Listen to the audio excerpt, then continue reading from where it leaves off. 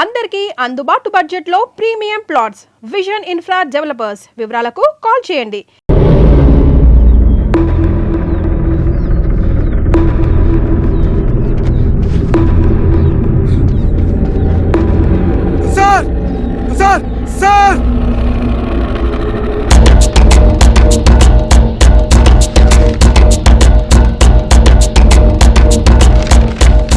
హెచ్చరిక: డబ్బులు కమ్ముడిపోయే ఊరుకుక్కలతో విప్లవోద్యమాన్ని ఆపలేరు. ఆపాలని ప్రయత్నించే ప్రతి ఒక్కరికి ప్రజాకోర్టులో ఇదే గతి పడుతుంది. ఇట్లు సింగన్న దళం.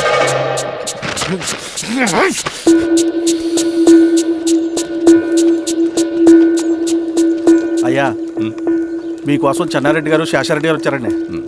కూర్చోమని చెప్పు. సరే అండి.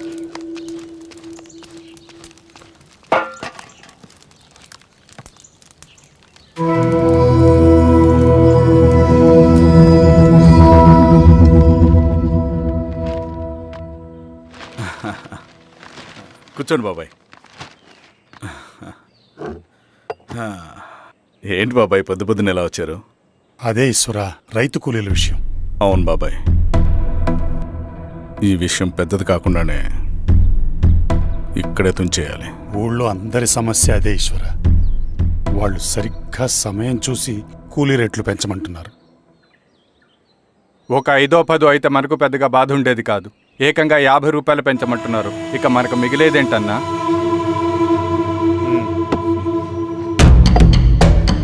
చెరువులోకి నీళ్ళు వచ్చేసరికి జలగలకి బలం పెరుగుతుందంట.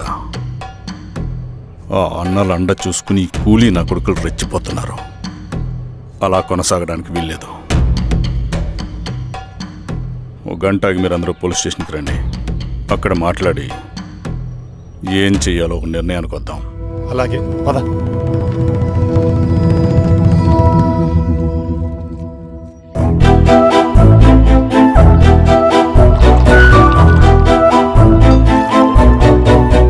బాబు సార్, స్టేషన్కి ఓ 10 టీలు త్వరగా పంపించు.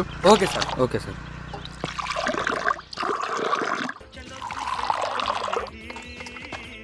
రెడ్డి గారు, బయట ఊరు నుంచి కూలీ వాళ్ళని తీసుకొస్తే ఇక్కడ ఊరోళ్ళు ఊరుకుంటారా?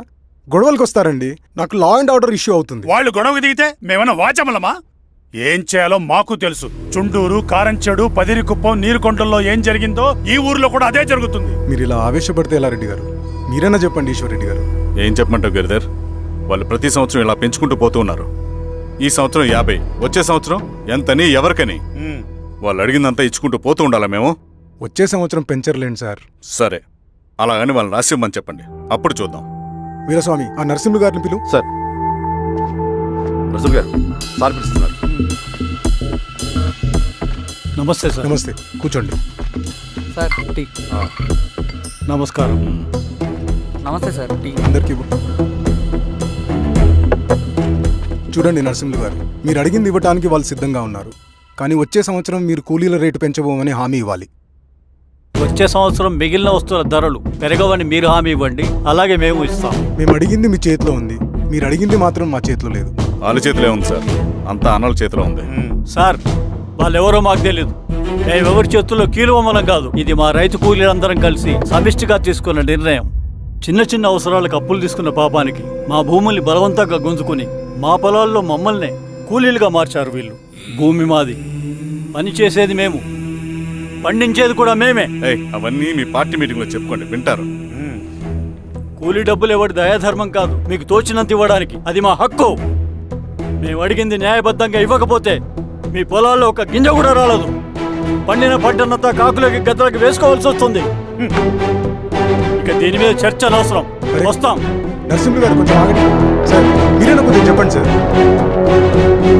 కొవ్వెక్కిన ఎండ్రకాయ కన్నంలో ఇరుక్కుందంట. దాన్ని బయటికి ఎలా తీయాలో, కోసి కూర ఎలా వండుకోవాలో మాకు బాగా తెలుసు. పదండి బాబాయ్.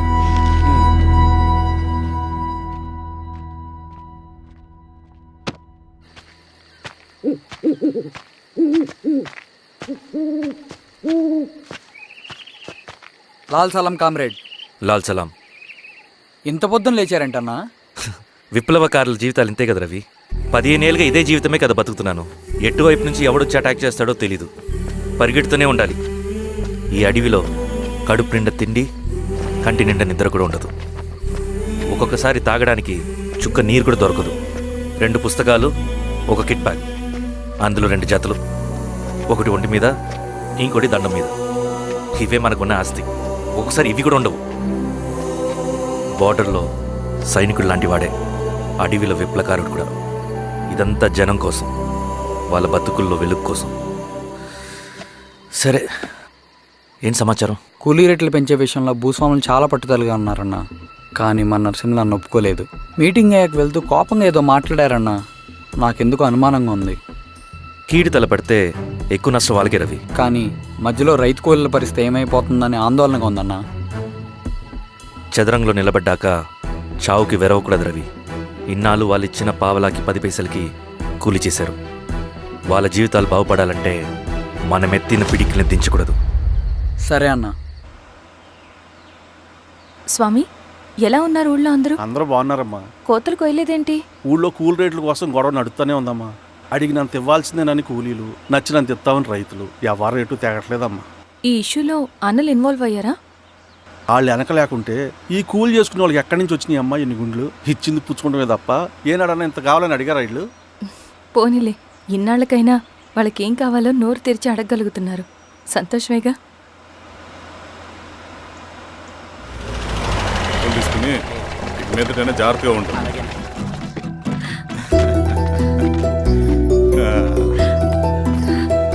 బాగున్నావమ్మా? బాగున్నానన్నయ్య, నువ్వెలా ఉన్నావు? బాగున్నాను. రా లోపలికి వెళ్దాం. రా కూర్చో. సో ప్రయాణం అంతా బాగానే జరిగింది కదా? నీ ఫేవరెట్ నెత్తిపూరి. రా వడ్డిస్తారా?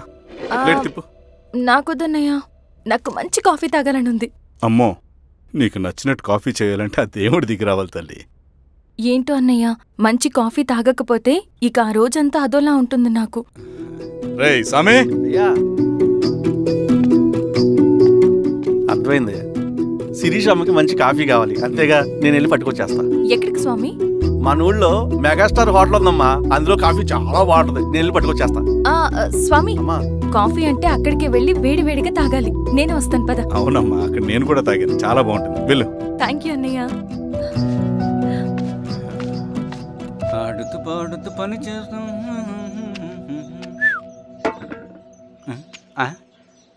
ఏంది మీ పిల్లగాడికా? అవును, ఒకసారి పెట్టుకొని చూస్తా. పెట్టుకో.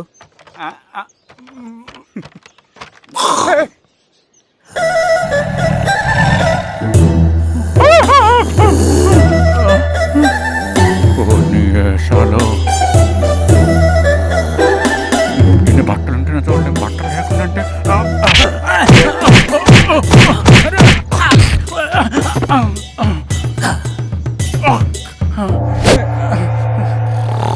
చంపేస్తాను. నీకు దండ పెడతా.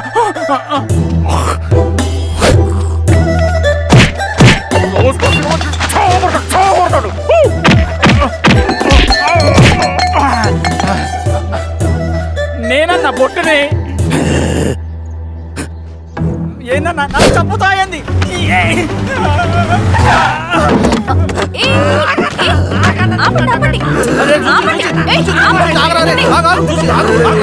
మాట్లాడి దొంగ సినిమా చూసాడమ్మా. పొద్దున్న నేను పొలాలు కొంచెం చంపేస్తాడమ్మా. మేడం మంచి కాఫీ పెట్టు. మేడమా? అయితే మేడంకి స్పెషల్ కాఫీయా? ఓకే అమ్మా, ఆడికి చిరంజీవి పిచ్చి. పిచ్చా? కాదమ్మా, ఫ్యాను. రండమ్మా కాఫీ తాదు రండి. కూర్చోండి అమ్మా. ఏంటి స్వామి ఇతను? చాలా మంచోడమ్మా. మెగాస్టార్ సినిమాలు చూసిన వాళ్ళు అయిపోతాడు. స్వామి, అమ్మా ఈ కాఫీ నేను ఎక్కడో తాగాను. మేడంకి స్పెషల్ కాఫీయా? ఏయ్, కూర్చో. మళ్ళక్కడికా? పద. మేడం మందులు రాసుకో చూచి. Thank you. పద, కూర్చో.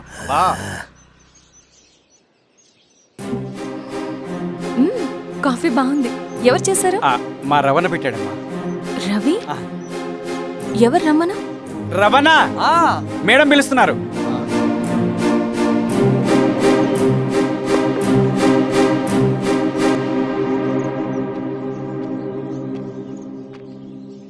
ఇతనే రవణ.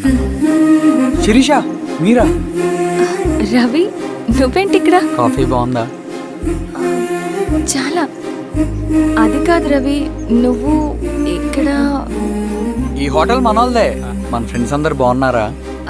చాలా బాగున్నారు. అవును, మీరేంటి ఇక్కడ? ఏమైంది అన్నా? అన్నా ఏమైందన్నా? అన్నా లే అన్నా. స్వామి త్వరగా కారుతా. జాగ్రత్త అన్నా, త్వరగా పట్టి తీయనా. అన్నా త్వరగా పోనీ. అన్నా.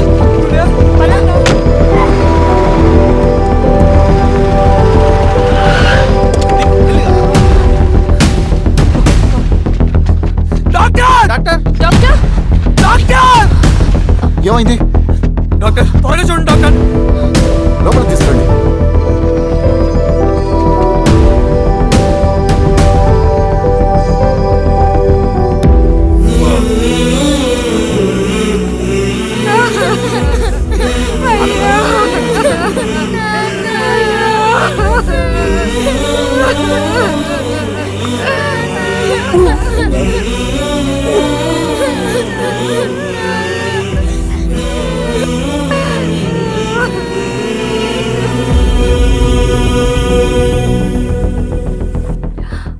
ఎలా ఉంది డాక్టర్?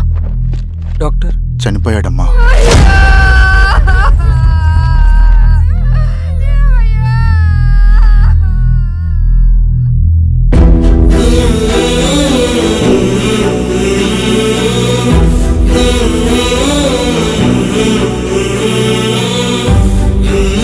ఆ పేపర్స్ ఏంటి రవి?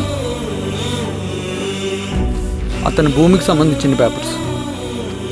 ఒక సంవత్సరం నుంచి ఈ పేపర్స్ పట్టుకుని ప్రతిరోజు ఎంఆర్ ఆఫీస్ చుట్టూ తిరిగేవాడు. భూమిని తాకట్టు పెట్టి అప్పు తీసుకున్న పాపానికి టైంకి వడ్డీ కట్టలేదని అప్పిచ్చిన ఆ దొర ఎంఆర్ఓ ఆఫీస్లో లంచం ఇచ్చి భూమిని తన పేరు మీద రాయించుకున్నాడు. ఈ ఎంఆర్ఓ ఆఫీస్లో ఎవరు నిజాయితీగా పనిచేయట్లేదండి. చెట్టు కట్టి నరకాలి ఒక్కొక్కడిని. నరికేయడం ఏంటి రవి? నువ్వు కాగితం మీద ఒక బొమ్మ గీస్తావు, ఒక చోట సరిగ్గా రాదు, ఏం చేస్తావు? ఎరేజర్తో సరిచేస్తావా, లేకుంటే ఆ పేపర్ని చింపేస్తావా? మరి మనుషుల విషయంలో ఎందుకు రాదు ఆ ఆలోచన? తప్పు చేసిన ప్రతి ఒక్కరిని నరుక్కుంటూ పోతే చివరికి మిగిలేది మనుషులు కాదు, శవాలు.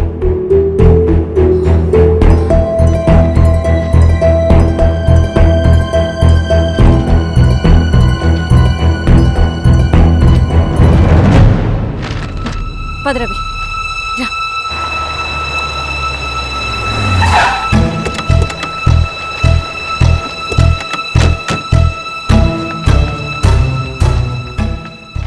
పానుకోటి నర్సయ్య ల్యాండ్ ఎవరు చూస్తున్నారు? మీరెవరు? ఇదిగోండి అప్లికేషన్. ఇది డిస్ప్యూట్ ల్యాండ్, ఎవడేం చేయలేడు.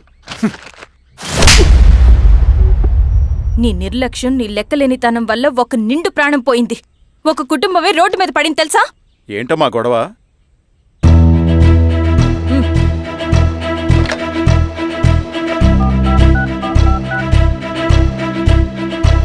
Hello sir.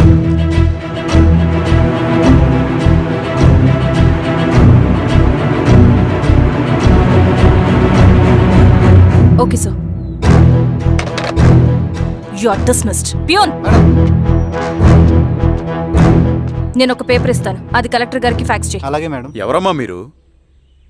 ఈ ఊరికి కొత్తగా వచ్చిన ఎంఆర్ఓ.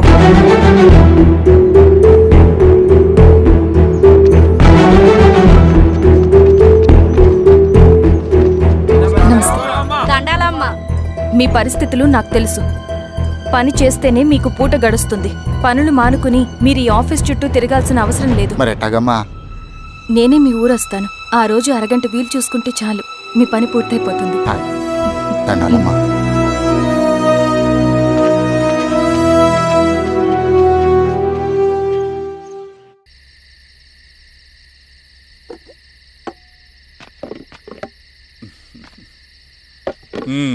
ఎంఆర్ఓ గారు, ఏంటి ఛార్జ్ తీసుకున్న మొదటి రోజే ఆఫీస్లో మీ పవర్ చూపించారట? అన్నయ్య, నువ్వు సస్పెండ్ చేసిన వ్యక్తి నా దగ్గరికి వచ్చాడమ్మా. పాపం కన్నీళ్లు పెట్టుకున్నాడు. అతడి వల్ల నష్టపోయిన ఒక వ్యక్తి నా కళ్ళ ముందు చనిపోయాడన్నయ్య. కన్నీళ్లు ఎన్నిసార్లు తుడుచుకున్నా పోతాయి, కానీ వీళ్ళ నిర్లక్ష్యంతో పేదవాళ్ల ప్రాణాలే పోతున్నాయి. అన్నయ్య, మా నూరి సమస్య పేదరికం కాదు, నక్సలిజం. నాలాంటి ప్రభుత్వ ఉద్యోగులు వాళ్ళ డ్యూటీలు సక్రమంగా చేయకపోవడం వల్ల విసిగిపోయిన జనం అడవిలో వాళ్ల హెల్ప్ తీసుకుంటున్నారు. ఒక వ్యవస్థ ఇక్కడ సరిగ్గా పనిచేయనందుకే మరో వ్యవస్థ అక్కడ పుట్టింది. అందుకే నా పన్నం చేయనివ్వండి. స్నానం చేసి రండి, భోజనం చేద్దాం.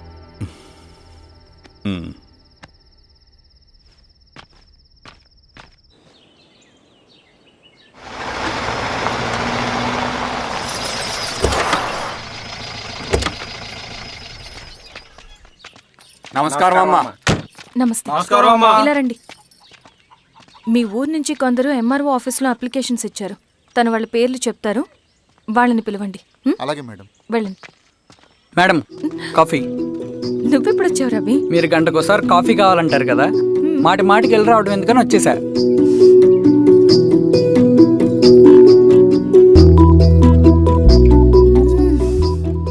రవి, ఈ కాఫీ కోసమైనా నేను పెళ్లి చేసుకోవచ్చు. అదేంటి అలా అనేసారు? That's a compliment. భలే వారండి బాబు. దండాలమ్మా. నమస్తే. ఇలా ఇవ్వండి. చెప్పండి మీ సమస్యలేంటో.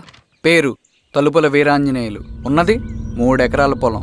చిన్నుపాటి ధనుంజయరావు అనే మహానుభావుడు అందులో 2.5 ఎకరాల భూమిని తన పేరు మీద రాయించుకున్నాడు. అడిగితే నీ దిక్కున్న చోటు చెప్పుకోమన్నాడు. దిక్కులేనాడు కాబట్టి 1/2 ఎకరం భూమి మీదే పెద్ద కుటుంబాన్ని నెట్టుకొస్తున్నాడు. అవునమ్మగారు, ఆ పొలం ఎలాగైనా తిరిగి ఇప్పించేయండి అమ్మగారు. ఆ పొలం కోసం 3 సంవత్సరాల నుంచి తిరుగుతున్నాను అమ్మగారు. వీరబాబు, వీళ్ళందరి దగ్గర కలెక్ట్ చేసుకో. మేడం, దాదాపుగా ఇక్కడ ఉన్న వాళ్ళందరి పరిస్థితులు ఇవే. వీళ్ళ సమస్యలు పరిష్కారం కావాలంటే మాట్లాడాల్సింది వీళ్ళతో కాదు మేడం, మన ఊరి పెద్ద మనుషులతో. ఇందు మూలంగా 50 మంది గ్రామ ప్రజలకి తెలియజేయదేవనగా శ్రీరామగిరి గ్రామ పంచాయతీ మోతుబడి రైతులు, సన్న చిన్నకారు రైతులందరూ రేపు ఉదయం 10 గంటలకి ఎంఆర్ఓ ఆఫీస్ దగ్గరికి రావాలా.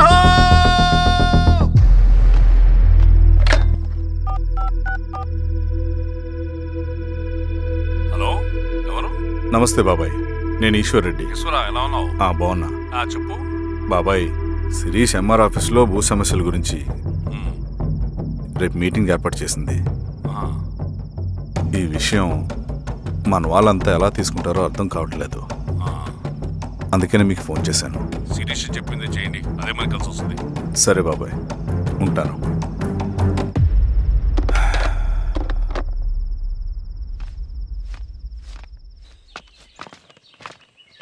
నమస్తే మేడం. నమస్తే అమ్మా. కూర్చోండి.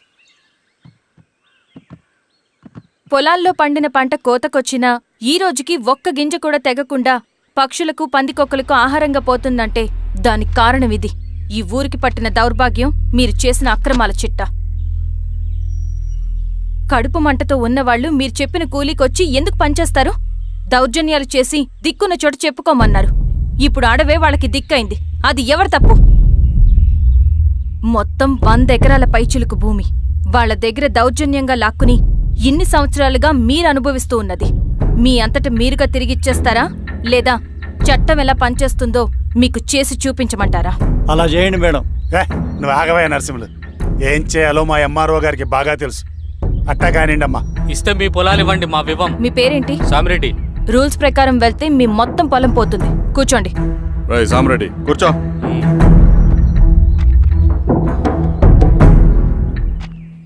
ఏమ్మా, సంతోషమేగా? మరీ నువ్వు అనుకున్నంత చెడ్డవాళ్ళేం కదమ్మా మనోళ్ళు.